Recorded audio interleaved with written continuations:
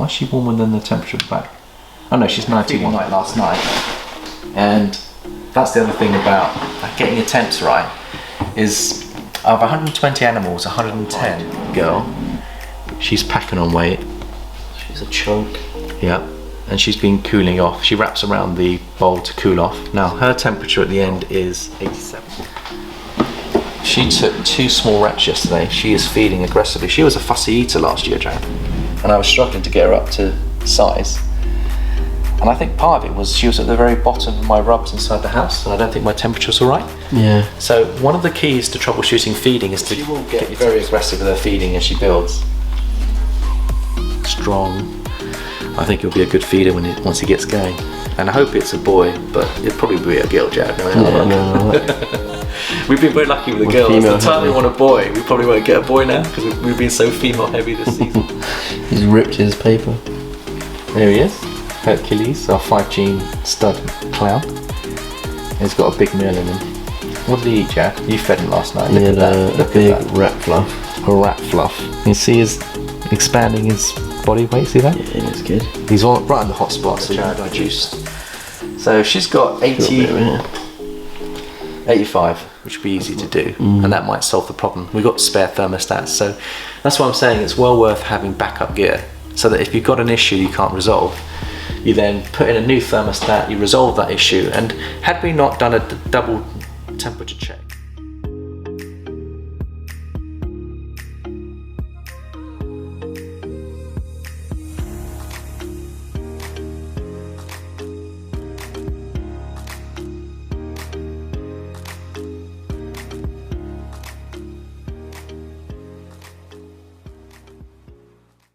let's shoot. Hello and welcome to New Forest Morphs. Today we're talking about temperatures and how to control them. And this video was actually encouraged by one of my subscribers who asked a question.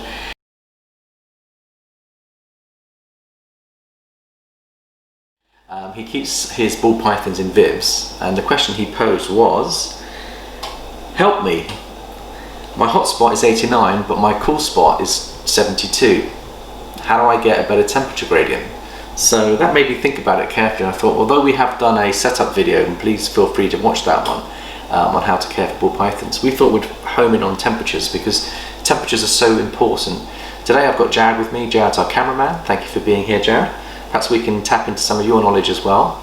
And if we're unsure, please feel free to make some comments and maybe give your input and your ideas and your experiences. Sure. So let's just have a little look. First of all, what's the ideal temperature for a ball python? What would you say, Jared?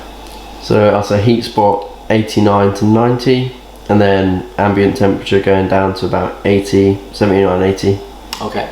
So it's minimum, but you can have between there. Yeah. You want a gradient. And is there much tolerance in a ball python? Can they tolerate changes in heat? Yeah, they're pretty tolerant. Okay. I mean, I wouldn't do too much. You don't want to go to extremes, but a couple of degrees here and there is not going to hurt them. Okay, so we're aiming for 89, 90 on the heat spot. So let's just remind everyone where the heat spot will be. Now, obviously, we wouldn't put a rub on a great big mat like that. We'd use a small mat, wouldn't we? That one is actually operating at the moment, Jared, so I wanted to have that one operational. But let's say that to get your temperature right, you'd put your rub on the heat mat like that. So at least a third of the rub is on the heat mat. And then you'd have a cooler spot here and a hot spot here. Most of the time a ball python loves to be in its hide, sleeping underneath a dark box, and it will be loving that 89 degrees, and it will come off it when it chooses. When it goes for a drink, of course, it will come away. It may move that towards the hot spot, it may need it closer, and we don't have fixed water spots. We like the fact that the snake can then adapt its temperature by itself by putting its tail around its cooling water bowl, and it can move it anywhere it likes, which will affect humidity. So the snake is its best controller, and sometimes we try to fix them down. And so a lot of the top breeders, they use fixed water cups in one position, which I don't agree with, because I think that you're taking away the freedom of your snake. I know it's hassle because they can tip them over and there's lots of extra work, but I like the free movement of a water cooler in the rub. So I think that gives the snake more options, and it's not restricted to a fixed point. It can move things about. Anyway, I'll be interested to know your comments on that one. There's pros and cons, but so yes, this cooling is a very important part. So you'd aim for about 90 degrees on the heat spot, and that will be 80 degrees, maybe 79 on the cool spot. You don't want to be dropping below 79. I think that's a good range. So you've got about 10 degrees. So that would be, say, 79 there. That could be 82, 83, 84, 89, 90. So then the snake can move to the most comfortable temperature gradient that it wants to be. It gives it options. So that's great. Now the other thing to notice is that with the heating systems, we're using Pro-Rep heat mats. Now it's really important to get your thermostat in the right place. The biggest mistake people make, and they do this on incubators as well, and if you look at one of Billy's videos on mutation creation, he had lots of questions from his viewers saying, I've got all my eggs on incubation and they've been nurturing those eggs for more than 60 days and they're not hatching, and they're wondering why they're not hatching. And their thermostat's telling them they've got 89 degrees and they're thinking that everything's perfect. But they've made one vital mistake. And do you know what that was, Jared? You don't want to pick up the heat of the actual mat, you want the ambient temperature of the incubator. Exactly. So what they were doing is on their thermostat, now we've got a thermostat here, you can see we're using a digital one here. If you follow the thermostat down to the mat, this here is a probe that Jared's taped to the black side of the mat. So that's telling us the heat of the mat. But of course, when you put your rub on top of that, it's got a layer of plastic and air to get through. It's also got paper to get through and substrate, and the snake's sitting on a gap. And there's a gap of air. So in our experience, we've found that if you go for an 89 degrees on the heat mat, you're probably only going to get 82 inside. It's true. It could be that. It could be much as 3 or 4 degrees, even more. So what Jared's come up with the idea is he said, why don't we just still heat the heat mat, but then use probably the most important part of your temperature control is a heat gun. And basically they're about £10 on the internet. And what you do is you fire it out like that, and you can see on the wall it's got a red mark. So now this is telling me the temperature of my walls, and it's reading in at 25.4 degrees Celsius. Okay, now I can convert that to Fahrenheit, so it's 77 Fahrenheit. Okay, so I've got 77 Fahrenheit on my cold wall. Now let's look at the floor. You can measure the floor 77, that wall 77. Now the outside of these rubs, the adult rubs, is 82. Perfect. And that's because the ambient temperature is 77 outside, but inside the rubs you've got 90 degree heat on the hot spot, and there's warmth and humidity building up in there, and it's like creating a higher temperature. So by having 77 outside, we're getting that 90 to 82 range that we want. So the key in good temperature control is to monitor the temperature of your room and your facility. And we're going to go through some techniques of how to control the ambient temperature outside of your rubs, which make a direct impact on the heat inside for the animal's welfare. Now if you drop down to 72, at one point early this season when we had the late summer, we allowed the windows to be open. We noticed at night time there was a huge temperature drop, and we were finding that our ambient temperature was dropping down to 72, which is far too low.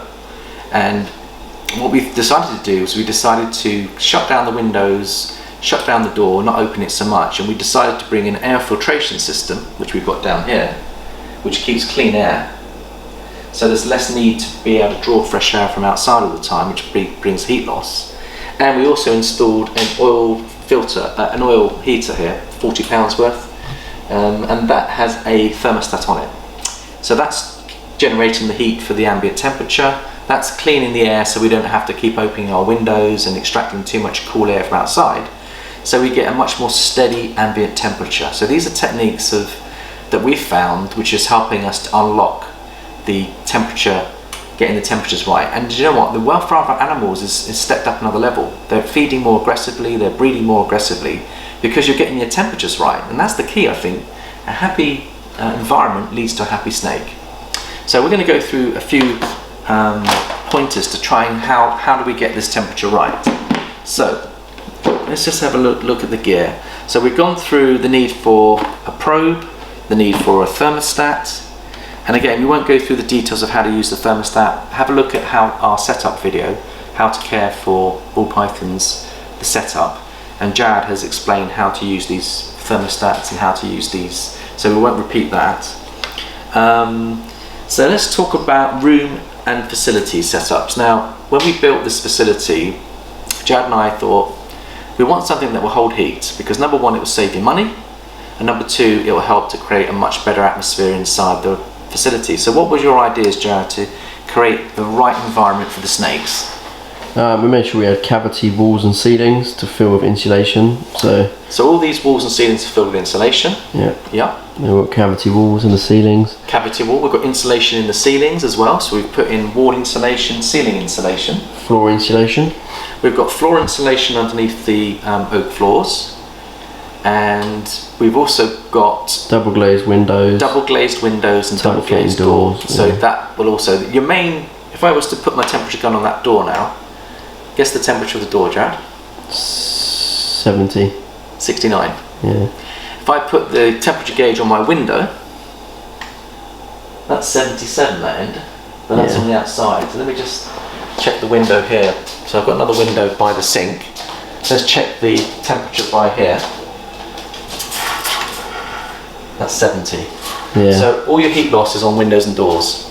So there's a few techniques of how to get around reducing the loss of heat in those areas.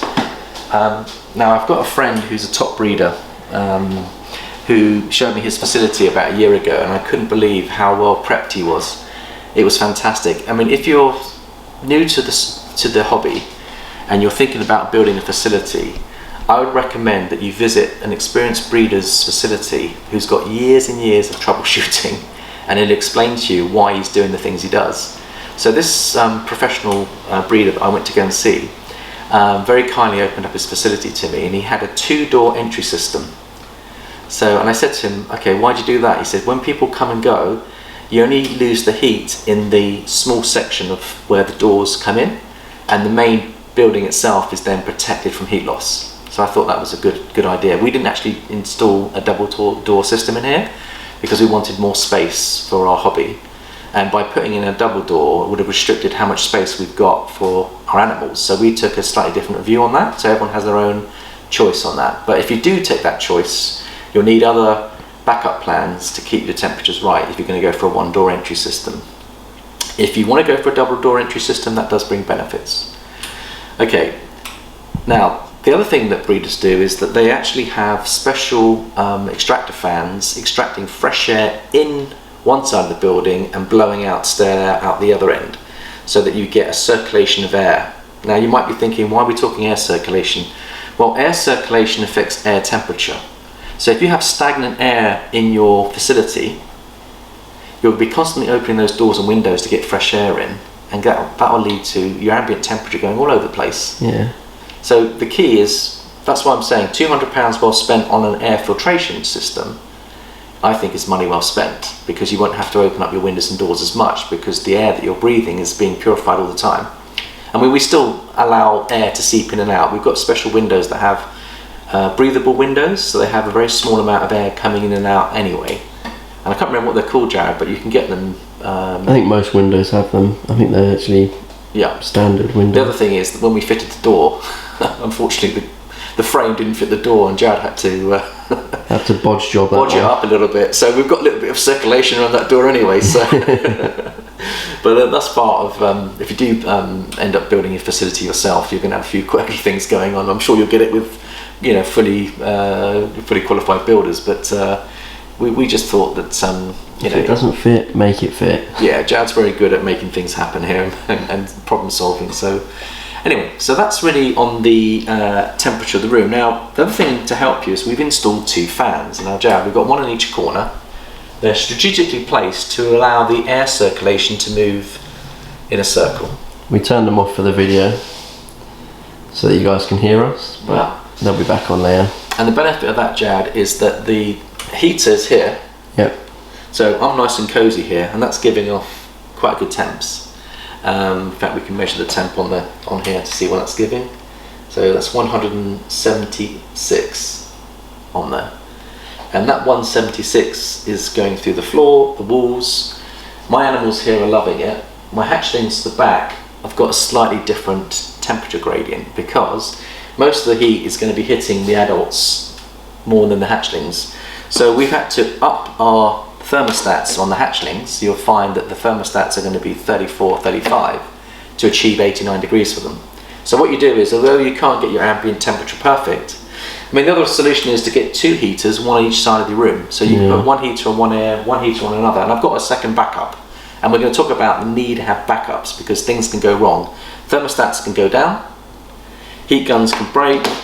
You've always got to have a backup heat mat. Cool, it's nice and warm now. A backup heat mats, backup thermostats, everything you should have backup for because you can never tell what's going to go wrong. The other thing that we've got is in the New Forest we get power cuts. Now can you imagine you've fine-tuned the whole of your facility and all of a sudden you get a power cut and it happens in the middle of the night and you're in bed and you're thinking, oh my goodness me. You've got £10,000 clutch of eggs in the incubator. And you start to worry and get concerned. And there have been times where we've woken up in the middle of the night and come down and we've had to do a makeshift facility. Now we've got a petrol generator that we can basically generate our own electricity because living in the forest and people that are living in remote parts or places where they get regular power cuts, I'd recommend spending a couple of £100 on a petrol generator and having that as your backup, and they can run for up to 8 hours to give the electricity company a chance to get your power back on. Now sometimes the maximum power cut we've had is about 24 hours, so you also then need to make sure you've got access to fuel and you might have to top up your generator. But the most important thing is your generator should be able to give you the power to keep all the heat mats going, plus your main heat source, which is going to be this. Because if I had a choice, Jared, between, say I only had a certain amount of wattage, and would you heat the mats? Yeah. Or would you go for the mats every time? Mats every time, okay. And then ambient temperature. And then ambient temperature. Lights doesn't matter, so yeah. It'd be those two for me. So you go for that. Now the reality is, if you've got a lot of heat mats, that's an awful lot of connections there. Yeah. But heat mats take very little wattage. I mean, each of these might be 14 to 21 watts, which is nothing. So a generator should be quite capable of heating all the snakes on their hotspots. Yeah. We've got quite a powerful generator, so what I would also try and do is, besides heating all the heat mats, I would also try and get the ambient temperature up as well. Because that way the heat mats will need less power. If you can get the ambient temperature up and keep it that way because of the insulation, you'll find the heat mats won't be using as much power that way as well. So it could save you in the long term. Plug it into the sockets, that's where the generator needs to go. Yeah. For us. So when we did the electricity in this facility, we've got an override switch that allows a generator to be plugged in to the existing electrics, so you haven't got to be fiddling about with all your electrical components. So if you're building a facility, I'd always think about backup generator. You can get these special switches that you plug your generator into a switch, and you haven't got to do any rewiring or lots of extension cables. You literally just have an override button and the generator then kicks in and keeps all your facilities going for you. So that's another recommendation on backup. Okay, let's now move across to things like positioning of the racks. Now you'll notice most of the cold spots are by the door. We've got our frozen items, all our frozen food are down by the door. We've got our cleaning down by the door, and all the snakes are in the warmer part of the facility. And we've done that for a reason. Number one, it's going to be more constant temperatures for them, and obviously there's more growth here that we can take on board some more, but positioning is very important. Now you'll notice that the cold spots are going to be on the corners of your facility. So we found that the snakes that had a low temperature in their rubs were on the outside of the rubs, because on the outside of your rub you're going to have more exposure to cooler temperatures. So a way around that is to insulate. People have insulated and put some insulation on around the sides of their rubs. They also insulate underneath their rubs. Now you'll notice here, because we've got quite a low temperature gradient on the bottom rubs, because heat rises, so you're going to find the top of the rubs are going to be hotter than the bottom. So if I show you what we've got here, you'll notice that we've got no snakes in the bottom of our system here. And the reason being is because there's quite a big differential. Because we didn't insulate the floor enough, we've insulated it, but we didn't insulate it enough. We should have put underfloor heating.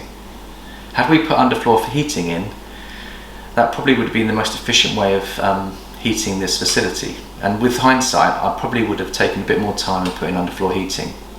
Instead, we've got insulation, but it isn't enough to keep these rubs at the right temperature, so we don't use them at the moment. But what we've got, Jared, how are we going to solve that problem so we can start using the bottom rubs? We'll just link all the bottom ones onto one thermostat. So it's a question of investing into another thermostat. Pulling all the racks out. Yeah. Getting behind, linking every single one up to its own thermostat, and then having that at a separate temperature. So at the moment we've got, for each level, we've got 2 thermostats running each level. There's 10 in a row, so the first 5 would have the top thermostat running those 5, and the probe is going to be in the middle one, because you're going to get a 1 or 2 degree differential between there. So if that's, say that's running 89, that's likely to be 91. If that's 89, that's likely to be 87 on the hotspot, because you get about a 1 or 2 degree differential. So if you had one thermostat running 10 and you put your one in the middle here, you could end up with 96 up here, and you could end up with 80, a really low, could be as low as 83, 82 down here, which is not good. So the key is to have extra thermostats if you're going to go for a big system. And so we may just put in another set of thermostats at the bottom and maybe make it into, so that we can use that facility. We want to make sure that those snakes are comfortable, if that makes sense. Okay, let's have a look and see what other things we can talk about. So we talked about windows, we talked about heat loss, weather conditions. So at the moment we're in November and we've got a cold spell. Now any good breeder or keeper will keep his eye on the weather, and I look at the weather forecast every day and I look at what's happening. If I know we've got like cold air coming from the north down to the south here, I know that we could have a 5 or 6 degree temperature drop. So what will happen is the outside of the building will get cooler, which means that the inside of the building could cool off without you anticipating it. Now these do come with thermostats, but of course they've got to work harder to keep the building warmer. The cold spots are going to be more exposed. And so therefore you might want to bring in a second heater, so you split up the facility into 2 sections, one heater heating that end, one heater heating that end, or you may just want to increase your temperature. And I've had to come in and tweak the thermostat in here to make sure that the ambient temperature is right. The other problem you have is in the summer you get really hot peaks, and we had a spike this summer in the incubator. Now fortunately, other than I think 2 of our snakes did have kinking, I think that was more genetic though, because the other 4 animals were fine. Yeah. So it's difficult to know whether it was... Probably a mix of both. Yeah, we did get a heat spike, and even though we put our thermostat in the middle of the incubator, it was giving us an issue, wasn't it, Jared? Because it was reading 89, 93, 94 outside, wasn't it? And it was mainly because the temperature was going so hot on the outside of the facility that the incubator was getting hotter and hotter and hotter. Yeah. And you've got to keep an eye on it, and you've got to keep on tweaking and adjusting. So it's really important, and I'd recommend on temperature control twice a day to do a check on your ambient temperature. And then when you're checking on your snakes, every single snake will get a temperature check. Let's just do a little check on some of our snakes, so you get a chance to see a few snakes as well. So first of all, our super gravel Electra. She's hiding under the mat here. So I'm going to check, first of all I'm going to check her temperature. There she is. Her temperature is actually 93, Jared. Yeah, what's the actual? So the actual temperature there is 90. Why is she warmer than the temperature at the back? Oh no, she's 91. So okay. Yeah, she's 91. So she's the right temperature. She's nearly 1,000 grams, Jared. Can you see her? Uh-huh. She's beautiful. She's just shed out. So she's now into our adult racks. So she's progressing very quickly. I had feeding night last night, and that's the other thing about getting your temps right, is of 120 animals, 110 fed. And the only ones that didn't feed were our brand new hatchlings, of which Jared did manage to get one of them feeding, but the other 3 didn't feed. So 3 of them are brand new babies that you expect not to eat straight away. So that left us with 7 other animals that didn't feed. In shed. And all 7 of them were in shed, other than one. This is our fussy eater. Okay, so that's a massively high percentage of animals feeding weekly. And we've just moved across now. The hatchlings are growing so well, we're only feeding them once a week now. But we're giving them substantial meals so that they only need 1 meal. Whereas when they were little babies, they needed a couple of little pups to get them going.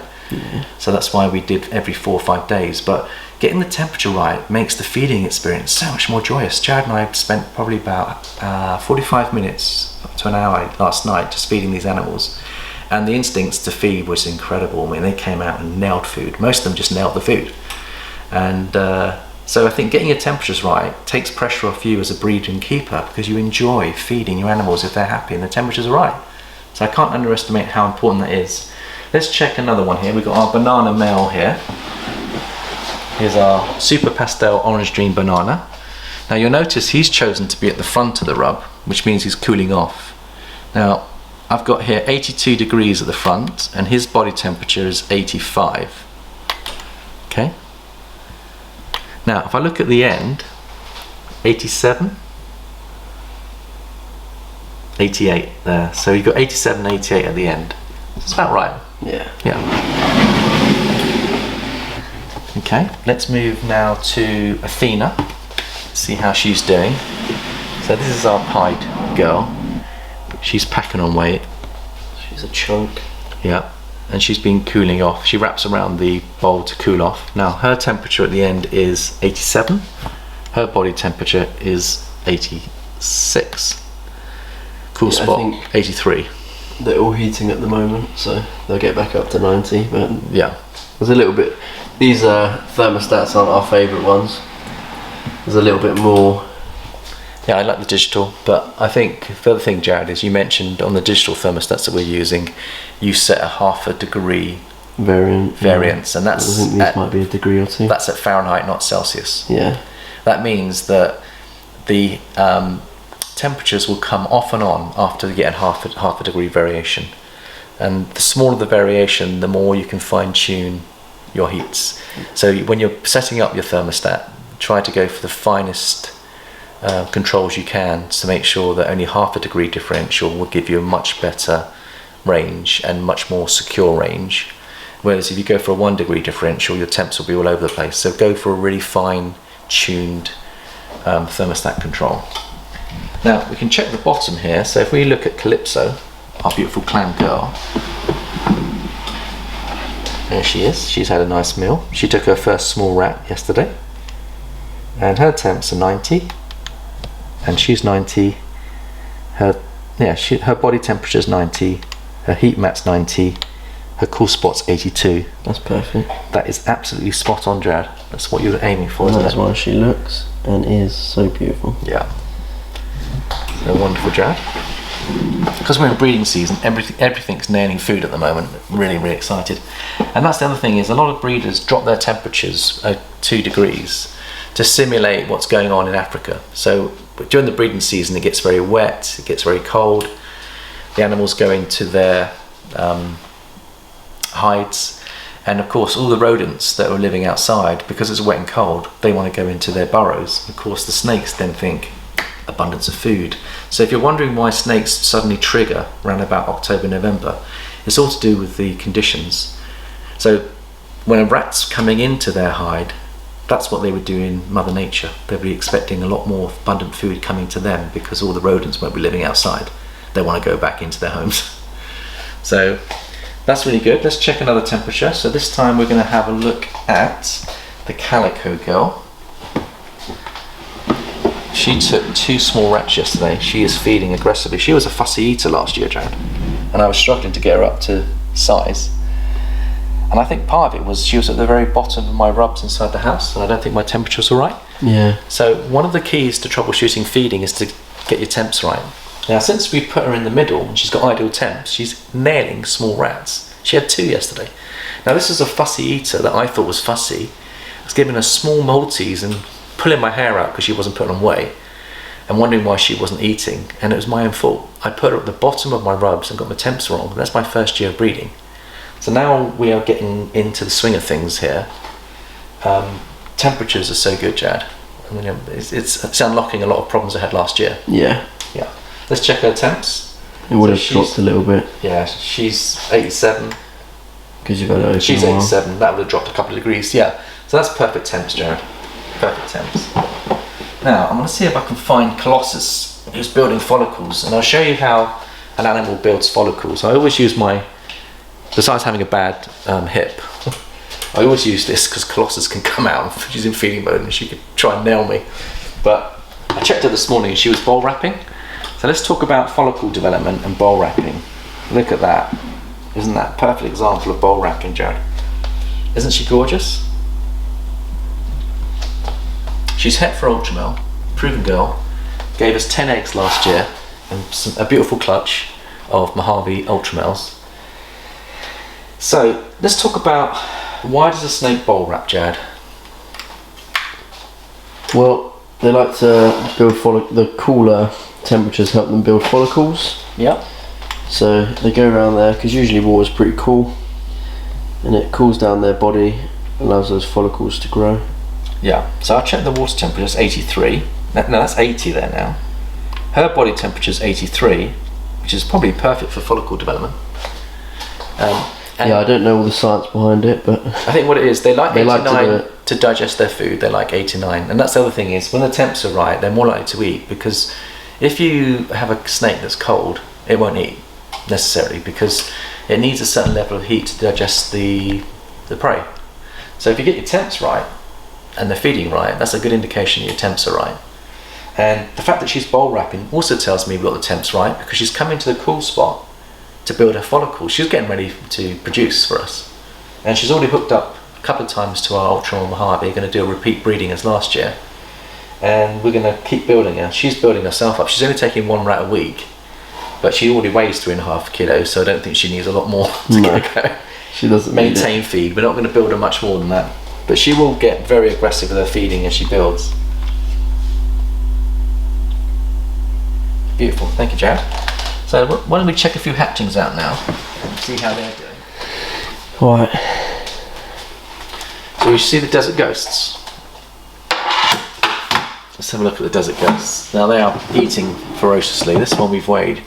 This is our male desert ghost, Enchi Het Caramel. He weighs 550 grams, and we bought him at 250, so he's doubled his weight in 3 months, Jared. So, and he's healthy, nice and healthy, and his wife has gone the same way. What? I like how you describe things. What? His wife. Well, here's his wife here. She's going the same way. Look at her. She's beautiful. Yeah. Can't wait to get these into our production cycle. Now, in theory, that desert ghost can go in the next month. We could put him into, if he's producing sperm. And that's the other advantage of getting your temps right. They feed better, and then your production and the whole hobby becomes a lot more interesting, because you're not waiting an extra year for them to get onto food. Because if you get your temps right, then you can start to breed with them when they're happy in breeding. Simple as that, and they'll produce for you. Now, I want to show Astrid, because Jared's been so good. This one was a fussy eater about a month ago. Just look at her now. She's absolutely gorgeous. She's our cine pied, isn't she, Jared? Yeah. And she's nearly over 100 now, isn't she? She weighed in at 109 grams this morning. She didn't eat for about 4 weeks. Yeah. And then I had to assist feed her for the first time, and now she's smashing fluffs. Yeah. And she's 109, and she's a keeper. She's a holdback. Let's have a look at, are there any others that are eating? Everything's eating, yeah. Yeah, so let's have a look at these other cine pieds. This is the pewter. Is this the pewter? Pewter pied. Yep. That looks like it's healthy, Jared, eating nicely. Yeah, he's lovely. Yeah. And then we've also got the cinnamon pie female. Is she eating, Jared? Yep. So again, if you get your temps right, the hatchlings are more likely to eat for you as well. Yeah. It's a beautiful animal. I love that doggy looking face. Yeah, she's lovely. Get it closer. You can see the size of her body, look at it. She's got are they rat fluffs she's taking? Fluff, yeah. So they're taking fluffs, they've gone straight into fluffs, no pups. Yeah, if they go straight for fluffs, go for it. That's the ideal scenario if you can get it. He's my favourite one down here. Okay. There he is. Now he hasn't eaten a meal yet, but he's only been out a couple of weeks. Not even that, a week. Let's get his ringer. Come on. There we go. He's heteropide, super cine heteropide, and he's got gold ringers on him as well. He's got some incredible. Got some paradox in, some ringers. Should I bring him out and have a good look at him, Joe? Because he is one of our favourite hatchlings, holdbacks, and I think our viewers would like to probably see him in his beauty. Come on, fella. There we go. Isn't he gorgeous? Yeah, bring into this natural light.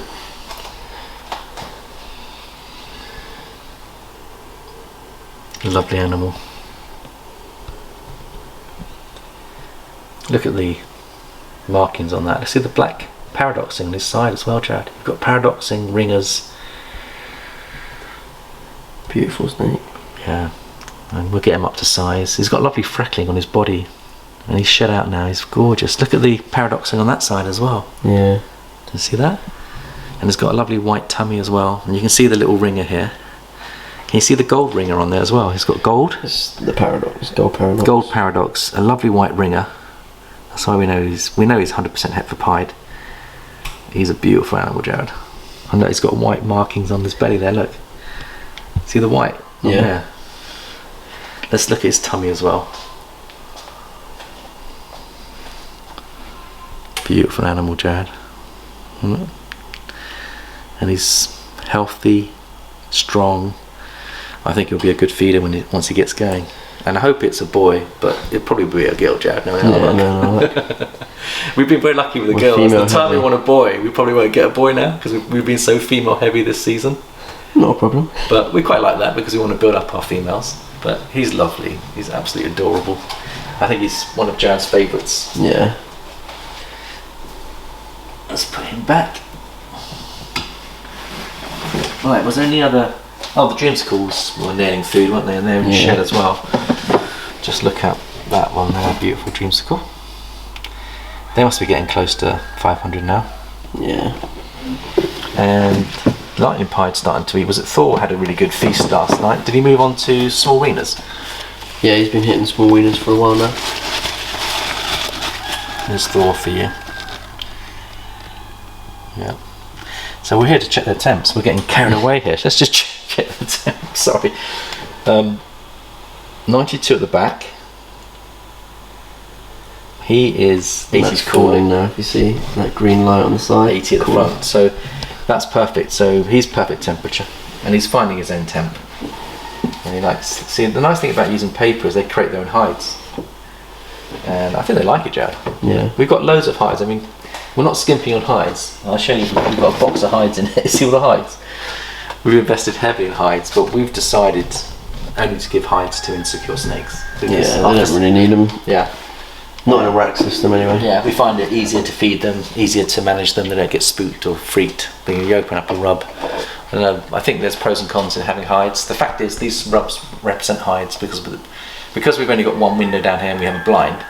When it's all dark in here, it creates a hide. Exactly. And also, when you've got a completely sealed unit like this, then it creates, yeah. So that's all good.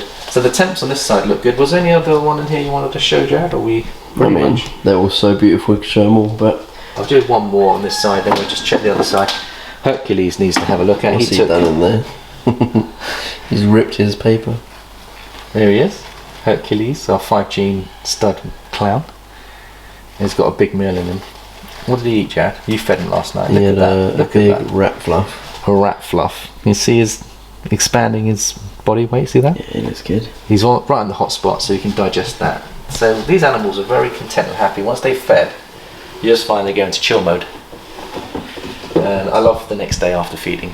And we only had we had 1 or 2 animals that left their food though, but they were second feeders because we had a couple left over, and we gave 1 extra to one girl that she kind of took and left, and one of the babies took a second and left, but everything else ate, so we can't complain there. Let's check this side now, Jared. And can you see this wall here? Look at the temp on here. 76. Then we've got the window open for ventilation reasons. But again, open your windows when near the noonday sun. When it's warmer outside, that's the time to ventilate more. And then this side here, 76. So let's see the outside of that rub. Now it's showing 77 on the outside. If we go in and actually check what's going on inside, Skills and Shared. This is the one that Jared produced. So she's got 85. That's not good. Really? 85 there, yeah. Okay, we'll have to warm her up. But I think it's because she's got, see, do you see, if I was to measure this one, I bet you it's about 87, 88, I bet you this one's absolutely fine. So she's 85, and she's sitting on 87. Yeah, we need to raise that. So we need to raise this a little bit. So that's why doing a temperature check, mind you, we've had the window open for quite a while, Jared. Yeah. So it might be because I ventilated. But we'll probably increase that by, that's in Celsius, that one. So what would you increase it by, half a Celsius to get that up? We'll have to have a look at it all, see what's going on. But yeah, right now it says at 34.5, but it's definitely not. Let's have a look at the update on our Mojave Ultra Male female. So her temps are 90. Yeah, that's better. And she's 84. So you can see that something that's in the centre of your rubs is insulated by everything else, whereas the ones on the end, it might be a faulty mat. Check this side. Yeah, we might have to put another mat in because it's not normally like. Do you think it could be a faulty mat? Potentially.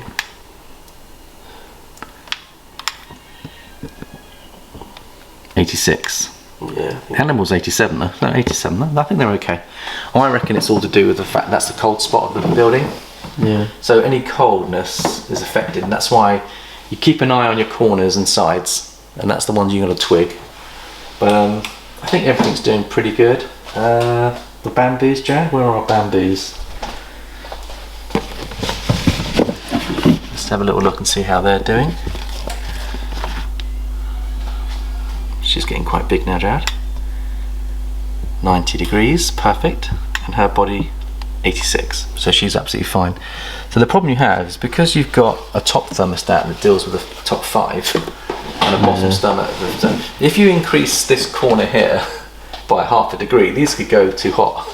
The ideal would be to have a thermostat on every single. Yeah, that's the dilemma you have when you share thermostats. So we may have to put a separate thermostat on this top level, which would be easy to do, and that might solve the problem. We've got spare thermostats, so that's why I'm saying it's well worth having backup gear, so that if you've got an issue you can't resolve, you then put in a new thermostat, you resolve that issue. And had we not done a double temperature check, we could have left that animal for weeks thinking it was fine because we checked one of the others, and then that snake can end up with an RI issue if it gets cold at night, and you've got to then have a whole problem where the RI will go through your whole collection.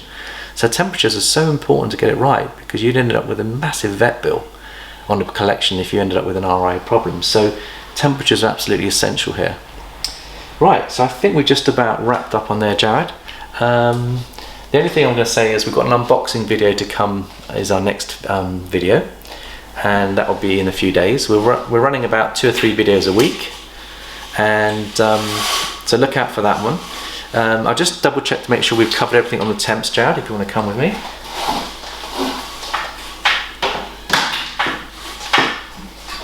I've got a little list here just to be on the safe side. I'm trying to remember everything. So we've covered weather changes, backup generators, thermostat, heat mats. One final thing is shipping in the winter and summer. So we're talking about temperatures. And remember, when you're selling a snake, it's important to make sure that the temperature of the animal is as best as it can be on the journey it's got to go. Now, some people don't ship in the winter, full stop, because of the exposure that the snakes have, and that's probably a good policy. Others that ship in cooler climates will then have to use, what do they use, Jared, to help with like a hand warmer? Yeah, but you don't use any old hand warmer. I mean, there are special reptile friendly ones, because some hand warmers are so hot they can burn snakes, and the way you position your snake warmer pack is normally they put it on the lid of the box. So when you're presenting your snake to the person you're selling to, you would tape the heat pack to the top of the lid rather than on the bottom, because if a snake sits on it as a hot spot, it could burn, and more accidents occur by overheating than underheating. There have been stories where snakes have been delayed in the post by up to 2 or 3 days and gone very cold. But snakes can tolerate some cold weather more so than they can tolerate extreme heats. So some breeders take the view that they go on caution and they don't overheat their boxes. They actually sometimes ship with nothing at all, because they're more concerned about it overheating than they are about it cooling. Now I know that people can then take their snakes, if they have cooled off, they can warm them up and bring them back to the right temperature, but overheating a snake is fatal. So you're more likely to lose a snake by overheating than you are cooling. So again, I have to give credit to Chris Harwick, who put out a video recently on how to go about the pros and cons of using heat packs, and he recommended not using a standard heat pack that you'd use for your hands, because those temperatures go up to 170, 180, but go for one that's reptile friendly. And there's plenty out there. They're slightly more expensive, but if it means that your snake arrives safely, it's well worth spending that extra money. And perhaps when we do our future videos, we'll probably home in on that and maybe give a bit more information on that. So I'll just check to make sure there's nothing else we've missed. I think that's pretty much it. If you've got any questions, please feel free to make some comments in the video at the bottom. If you enjoyed the video, please subscribe. There's a notification button as well. If you want to have regular updates, press that notification button, which is a bell. And please feel free to share our films and videos with the community and friends. And we appreciate all your love and support, and we shall see you next time. Bye bye for now.